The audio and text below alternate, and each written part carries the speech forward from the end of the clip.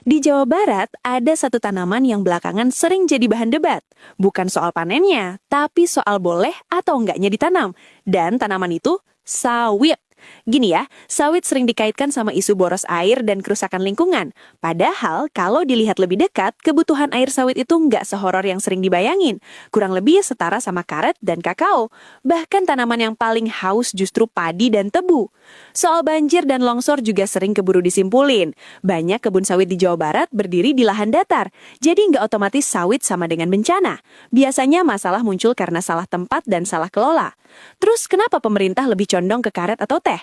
Karena banyak wilayah Jawa Barat itu dataran tinggi dan daerah tangkapan air. Di kondisi kayak gini, tanaman seperti teh dan karet lebih stabil dan relatif lebih aman buat wilayah hulu.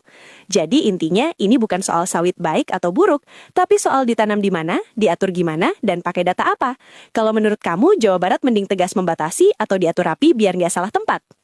Di Jawa Barat, ada satu tanaman yang belakangan sering jadi bahan debat. Bukan soal panennya, tapi soal boleh atau enggaknya ditanam. Dan tanaman itu sawit. Gini ya, sawit sering dikaitkan sama isu boros air dan kerusakan lingkungan. Padahal, kalau dilihat lebih dekat, kebutuhan air sawit itu nggak sehoror yang sering dibayangin. Kurang lebih setara sama karet dan kakao. Bahkan tanaman yang paling haus justru padi dan tebu. Soal banjir dan longsor juga sering keburu disimpulin. Banyak kebun sawit di Jawa Barat berdiri di lahan datar, jadi nggak otomatis sawit sama dengan bencana. Biasanya masalah muncul karena salah tempat dan salah kelola. Terus kenapa pemerintah lebih condong ke karet atau teh? Karena banyak wilayah Jawa Barat itu dataran tinggi dan daerah tangkapan air. Di kondisi kayak gini, tanaman seperti teh dan karet lebih stabil dan relatif lebih aman buat wilayah hulu.